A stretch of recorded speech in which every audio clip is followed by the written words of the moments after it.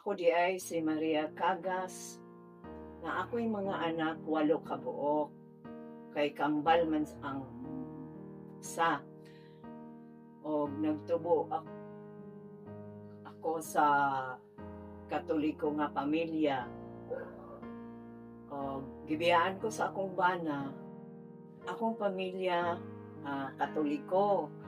O sa unang panahon, wala na akong masabti pag-ayo tungod kay ang akong amahan stricto kaayo, medyo may pagkakatsila ang akong mama nga nagtubo usab sa pobreng pamumuhay.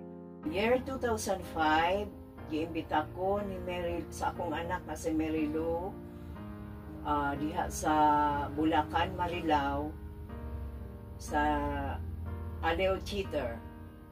Sa dihang sige na ko mag-attend sa simba sa Madomingo. Diya hinay-hinay ko nang nasabtan nga ang kabahin sa Ginoo kinahanglan gayod. Hinay-hinay nimo nang pag bulay-bulayon. Og sa nadto sige na ko mo simba anang kada Domingo. Paghuman sa among simba, mag-Bible study kami diha sa gawas. Mga tunga sa oras. Ug hangtod ni adto na nahibalaan ko na nga ang Diyos maayo gayud. Kat sa akong pagpangalagat sa Ginoo, dili daay madali matubagon dayon sa Ginoo. O bisan pa og kada adlaw ka nga mag-ampo, kada adlaw ka nga mangaliya kaniya, mutawag kaniya, dili niya ihatag ka na dayon. Kay ingon ta nagbuhat pa siya o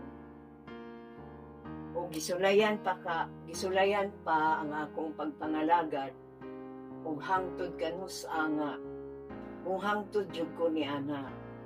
O sa akong pagkaginikanan bilang inahan sa akong mga apo nga akong giatiman, doon na gayoy problema, doon na gayoy mga panghitabo nga dili malikayan. Tulad nila ni Myla, ni Kenneth, ug sa papa nila ni Sean. Hangtod karon, pero sa kadugayan, mawala ra na nimo tungod kay kung sige kang gasampit sa Ginoo, iya ra jud ang tubagon sa nadto. O yan ang tubagon og gawas ana sa imong adlaw-adlaw nga trabaho. Muragaan ba kaayo ba sa imong paminaw tungod kay ang Ginoo namuhat nimo, namuhat nako.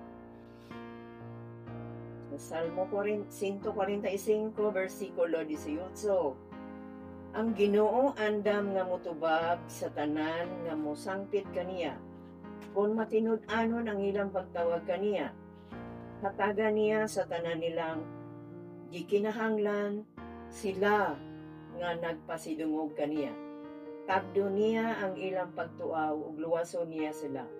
Panalipdan sa Ginoo ang tanan nga mahigugma kaniya. Katong mga bag-ong nag-alagad sa Ginoo, padayon lang mo pagpalig-on sa inyong mga kaugalingon. Ang inyong pagtuo kinahanglan gayud nga kinasing-kasing.